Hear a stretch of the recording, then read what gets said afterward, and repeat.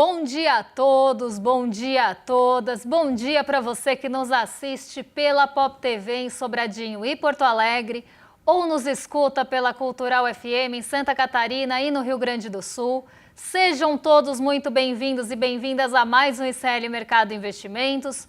Hoje, segunda-feira, dia de conhecer a atualização ou não das projeções para os nossos principais indicadores macroeconômicos, porque hoje saiu o relatório Focus logo de manhãzinha e a gente vai contar para vocês o que mudou ou não mudou nesse relatório da semana. Além disso, a gente vai falar sobre preços.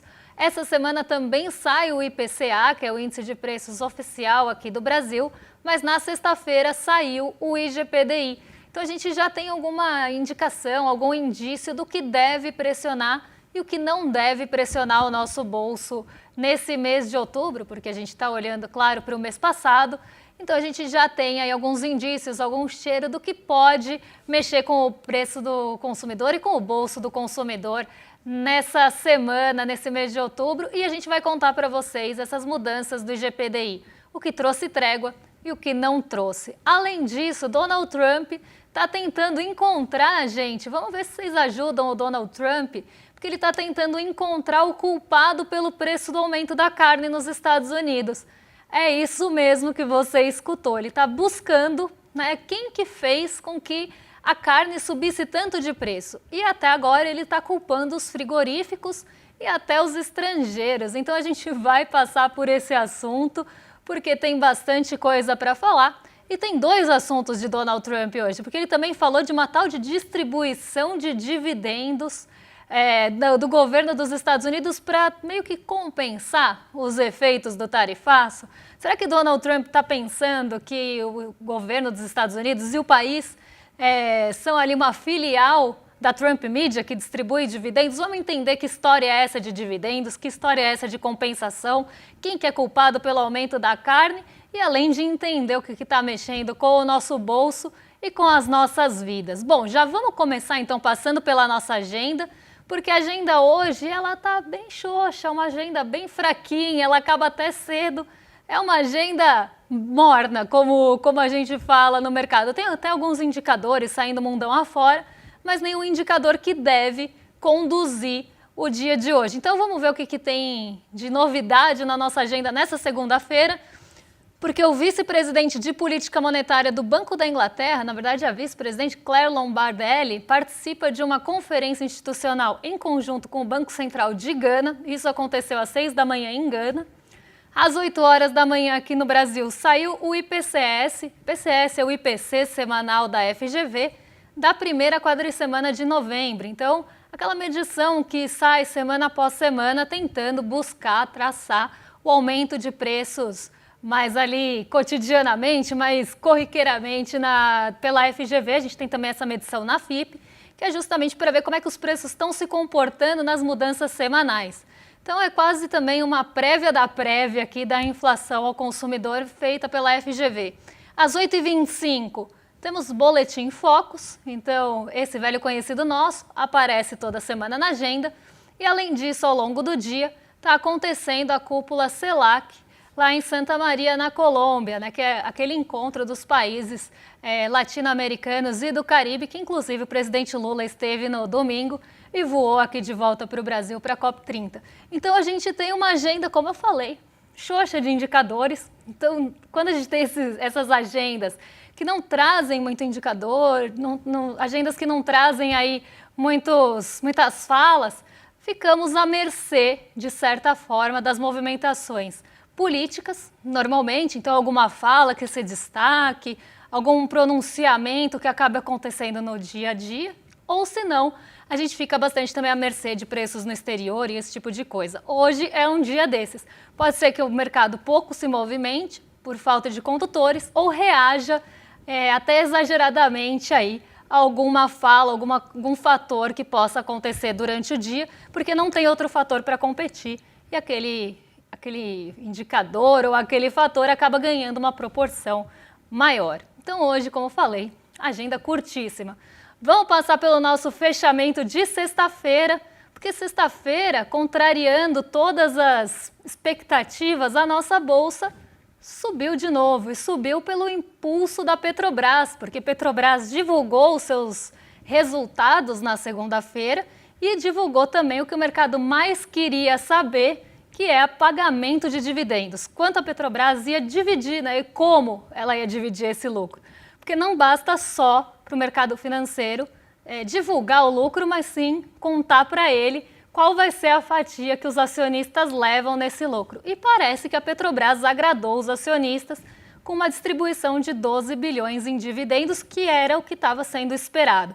Então, sexta-feira era um dia que também tinha uma grande expectativa que a nossa bolsa fosse para o terreno negativo, que ela fosse finalmente corrigir aquelas altas consecutivas. A gente já tinha tido 12 altas na sexta-feira, 12 altas consecutivas, a melhor sequência de altas desde 1997, e a grande expectativa era que começaria aquela realização de ganhos. Então, quando chega em um determinado patamar, um determinado teto, as pessoas começam a realizar aquele ganho porque acreditam que a bolsa não vai subir mais, e aí a bolsa cai porque as pessoas vendem seus ativos para realizar o lucro, para embolsar esse lucro. Mas não foi o que aconteceu.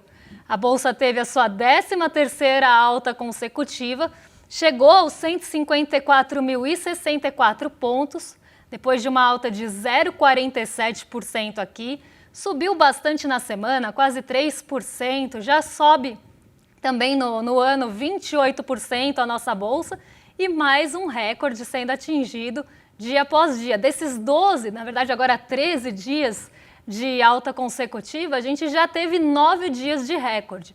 Então a bolsa vem renovando esse recorde, e isso que é um fôlego inédito aí para a nossa bolsa, pelo menos desde os anos 90. Inclusive, se a gente tiver mais uma sequência de alta, a gente chega na maior sequência desde o início do Plano Real em 94. Então, nossa bolsa indo para o positivo, apesar da expectativa contrária, pelo impulso da Petrobras, que já falei, que acabou reagindo muito bem aos resultados e à distribuição de dividendos. Se tivesse qualquer coisa que desagradasse o mercado, vocês podem ter certeza que a Petrobras ia cair na sexta e levar o Ibovespa para baixo.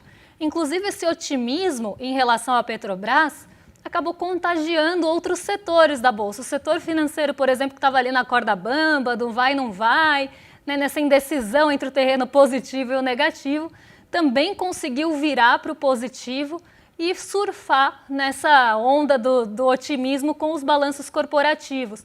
Então a gente vê que existe também dentro da nossa bolsa não só aquele fluxo estrangeiro entrando por aqui, mas também um otimismo em relação aos resultados corporativos que vem surpreendendo, vem sendo melhores do que o esperado.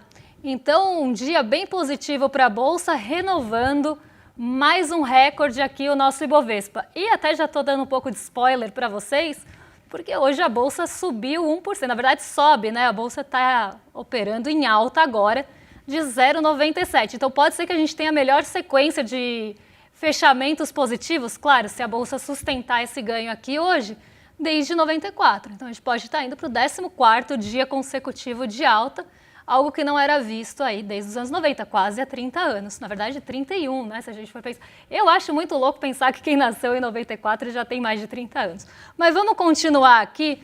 Vamos ver também o que aconteceu em Nova York, porque por lá as bolsas e as empresas ligadas à tecnologia caíram bastante. Então a gente teve mais um dia de queda aqui na Nasdaq, que ela caiu 0,21%. Isso porque continua toda aquela incerteza e aquela indefinição em relação à trajetória das empresas ligadas à inteligência artificial.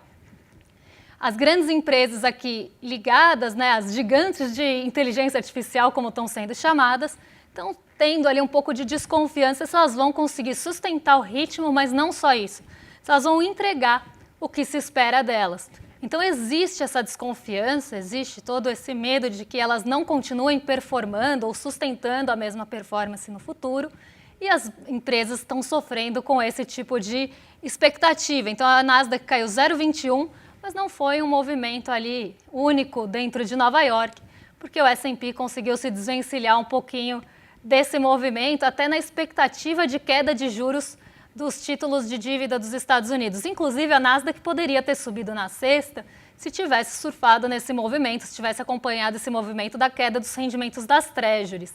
porque as treasuries caíram depois de resultados não tão bons de alguns indicadores lá dos Estados Unidos. Então, mostraram fraqueza os indicadores dos Estados Unidos e isso pode indicar uma continuidade no corte de juros por lá. Mas a Nasdaq não se beneficiou desse movimento. O Brasilzão, sim, o Brasilzão se beneficiou desse movimento de queda nos juros das treasuries.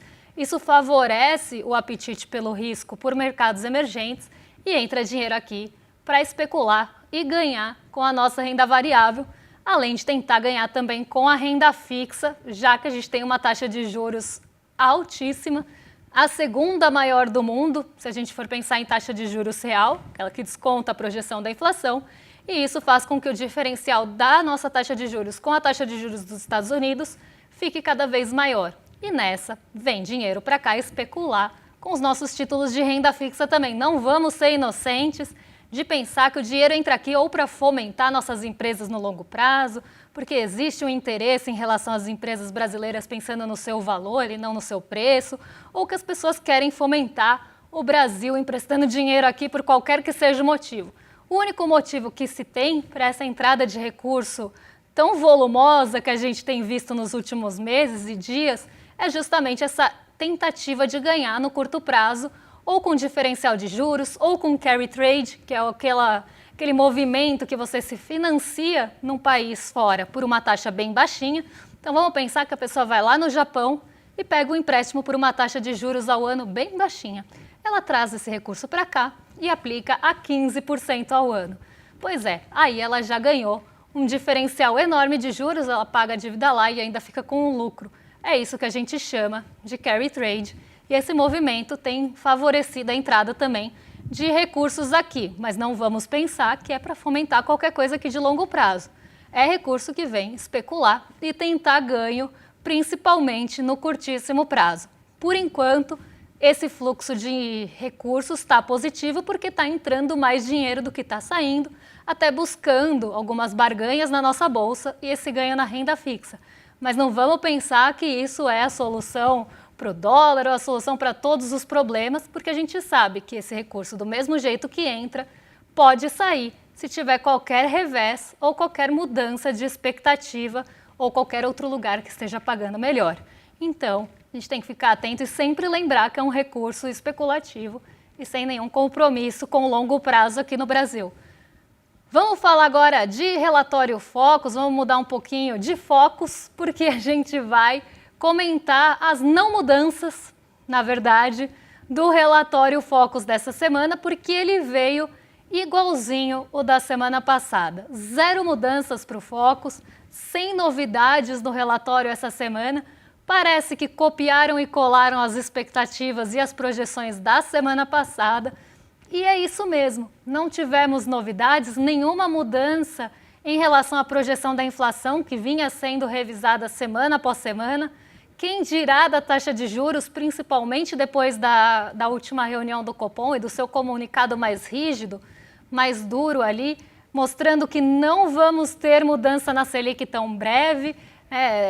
O efeito da Selic deve continuar, ou na verdade a decisão da Selic deve continuar sendo de alta por um período mais prolongado. A política monetária deve continuar aí mais rígida, mais dura, como diz o mercado financeiro, mais hawkish.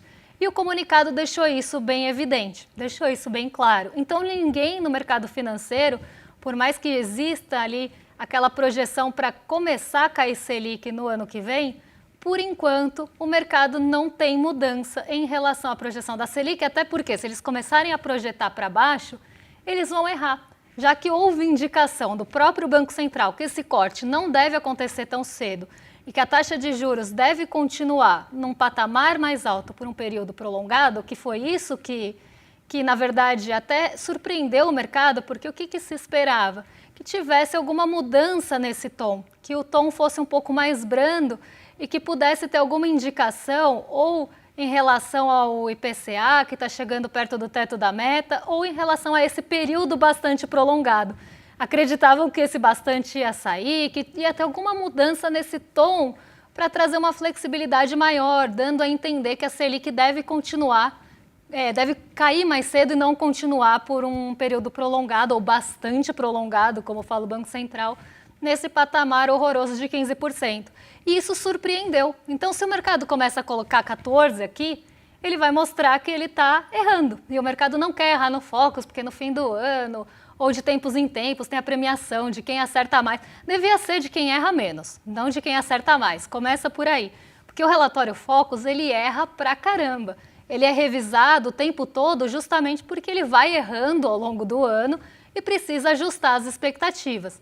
Então, a Selic continua em 15%, a expectativa de inflação continua em 4,55%, bem pertinho do teto da meta, mas não dentro ainda desse teto da meta, mas se aproximando cada vez mais.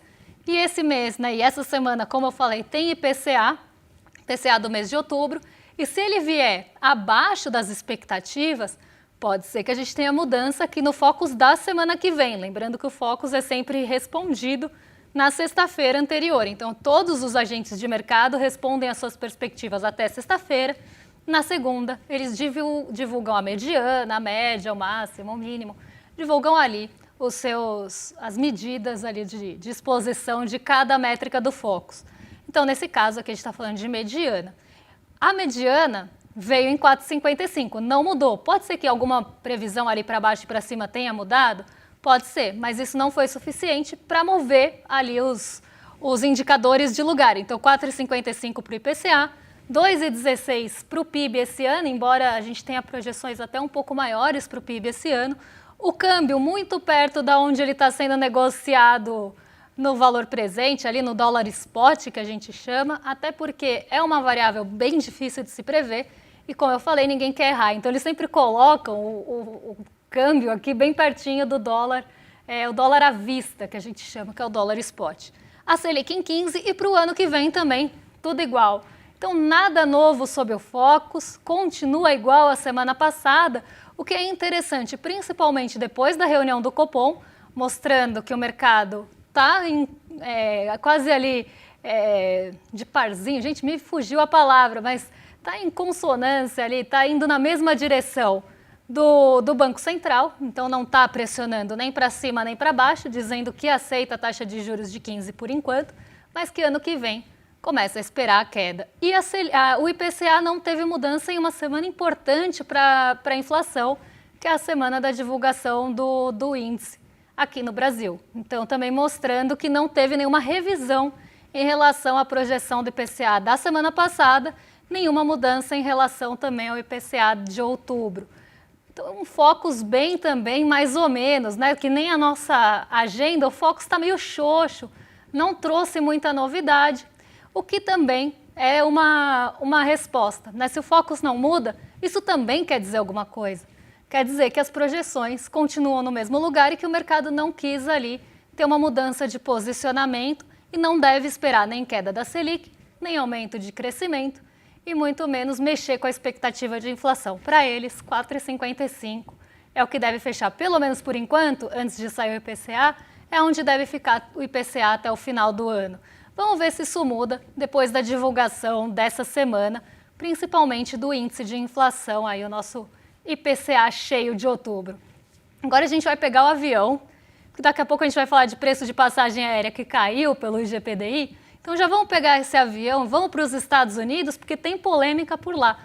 Donald Trump não cansa de criar polêmicas, e ele sempre quer estar ali na boca do noticiário, quer sempre aparecer de alguma forma nos noticiários. E como ele faz isso? Criando polêmica. Então, mais uma vez, Donald Trump aparece em larga escala nos noticiários e, infelizmente, aparece por aqui também, porque dessa vez ele fez novamente o Homer Simpson e falou que a culpa é dele e ele coloca em quem quiser. Na verdade, ele está procurando o culpado. Ele ainda não encontrou, ele está tipo procurando o Nemo no oceano, ele está procurando ali o culpado lá nos Estados Unidos pela alta do preço da carne.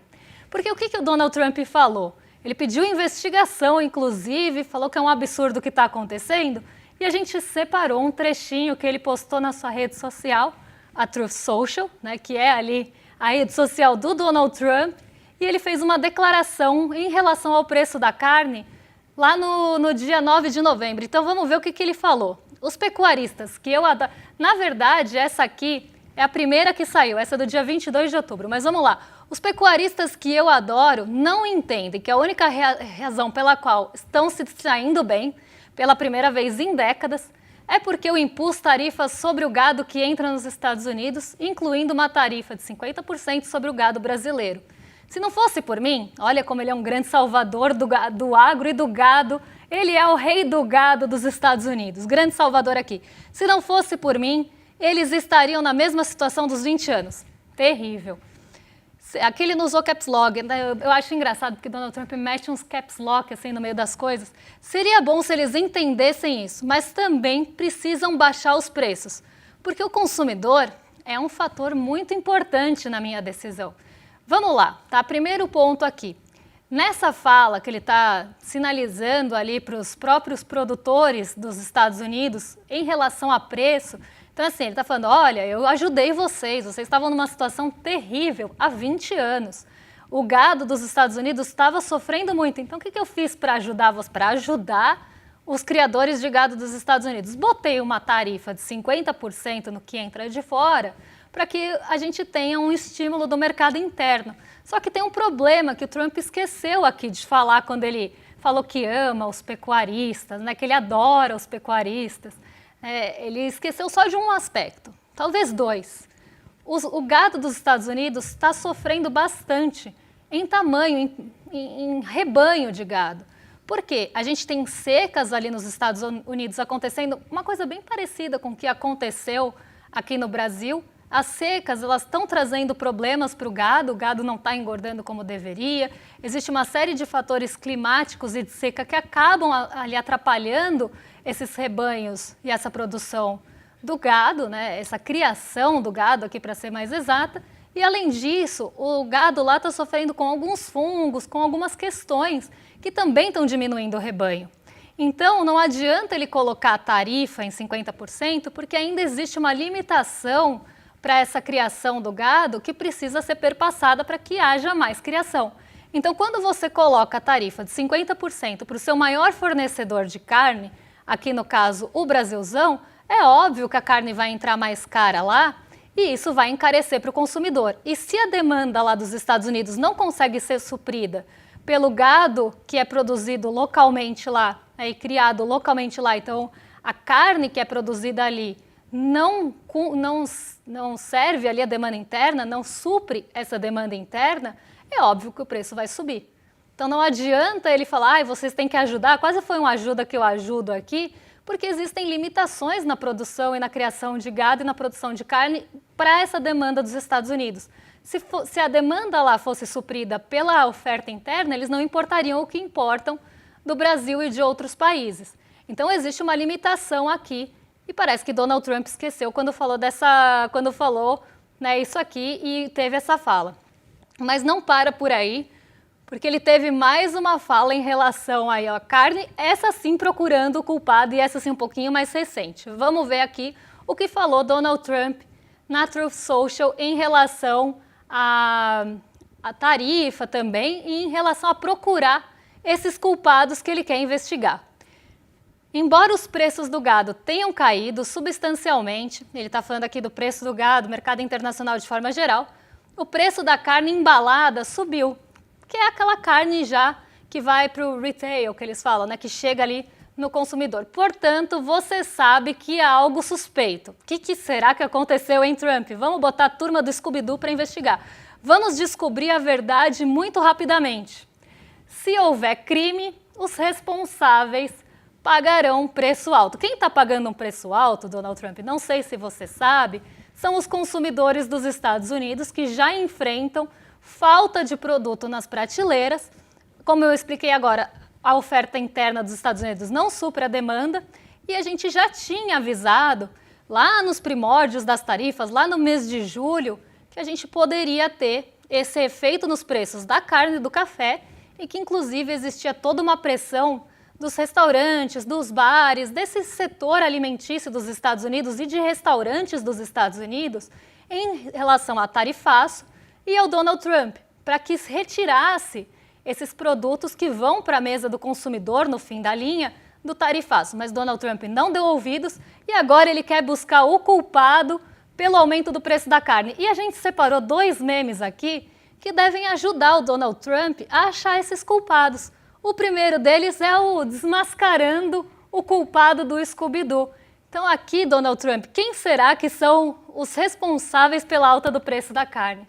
Talvez seja o seu próprio tarifaço, né, que está fazendo a alta, o preço, né, a carne entrar mais cara, o bovino entrar mais caro no seu país e que isso vai afetando em cadeia. O outro é o Homem-Aranha apontando para ele mesmo ali no culpado pelo preço da carne aumentar.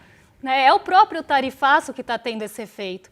E a gente vê, né, até num gráfico aqui que a gente separou da Bloomberg, essa alta mais recente do preço da carne nos Estados Unidos, aí em 2025 inclusive, olha como ele tem no meio de 2025 uma esticada. Né? O preço aqui médio do consumidor, tá? Então aqui eu vou traduzir, é o preço médio do consumidor por pound, né, que é o sistema métrico lá dos Estados Unidos que só eles usam, pelo ground beef, aqui que é o bife, que seria carne moída aqui para ser bem generalista. Então você vê que o preço do bife, ele está subindo enquanto você tem mesmo uma queda do preço ao produtor. Por que será que está subindo só o preço para o consumidor?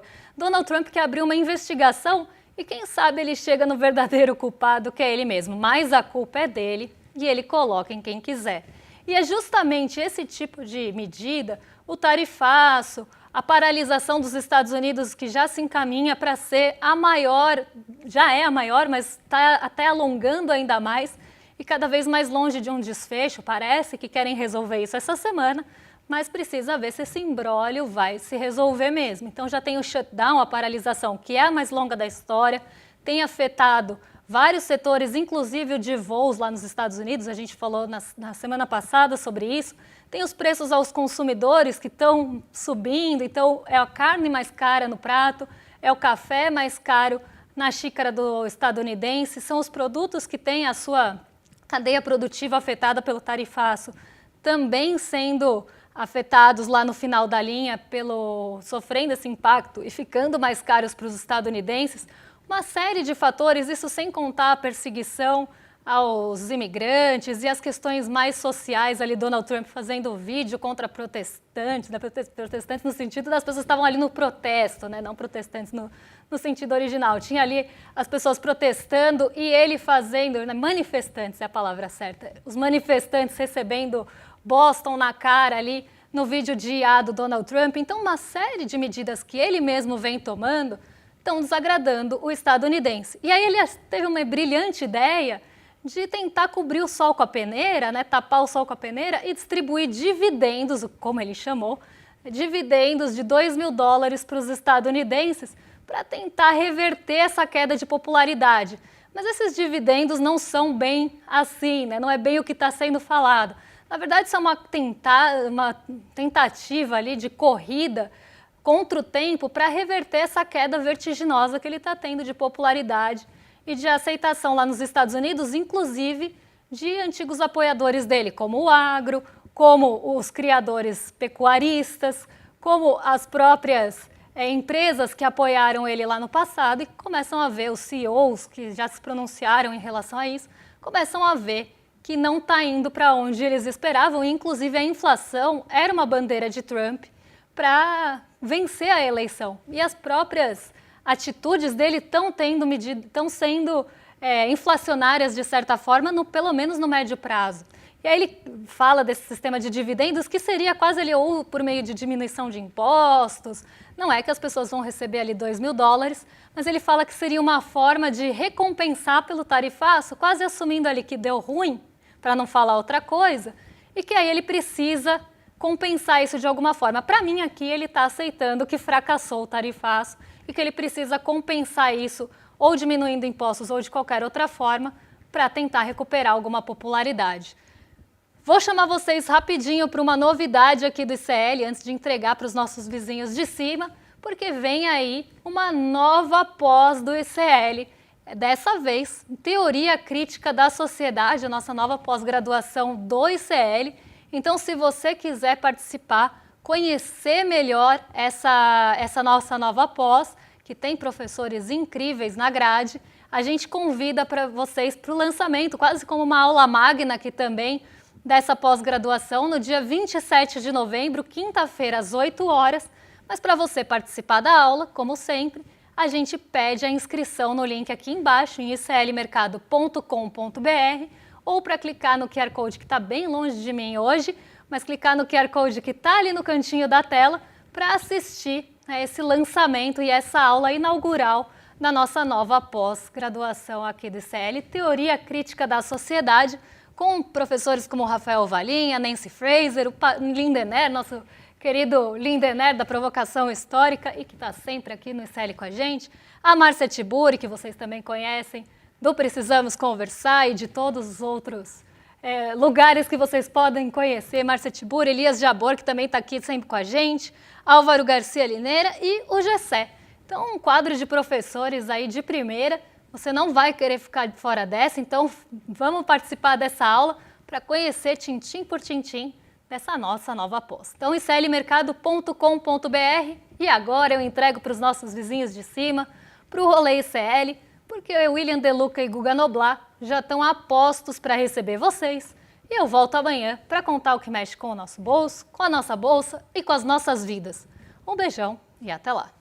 Atenção, o ICL está reunindo uma verdadeira seleção de professores para sua nova pós-graduação, que se chama Teoria Crítica da Sociedade. Nancy Fraser, a maior neomarxista do mundo, Gessé Souza, um dos maiores sociólogos brasileiros deste século, intelectuais como Elias Jabor, Márcia Tiburi, Vladimir Safatli e muitos outros, todos juntos para ensinar na pós mais revolucionária feita no Brasil. Dia 27 de novembro, uma quinta-feira, às 8 da noite, faremos o lançamento dessa nova pós ao vivo no YouTube. Vamos revelar todos os detalhes sobre o curso e as condições especiais para quem quiser se inscrever. Essa é uma pós a mais, criada não apenas para quem quer pensar, mas para quem quer agir e lutar por um mundo mais justo, mais igualitário, mais democrático. Olá, eu sou a Juliana Baroni e estou aqui para te fazer um convite. Toda terça-feira às 19 horas tem o Precisamos Conversar, um programa de debates feminino. A gente tem que ver, tem que analisar. Ninguém está querendo defender causas. Elas defendem algo até a página B. Foi mais ou menos uma Aqui no Instituto Conhecimento Liberta e também nos canais do Eduardo Moreira. Então, você não pode perder. Um beijo, até lá!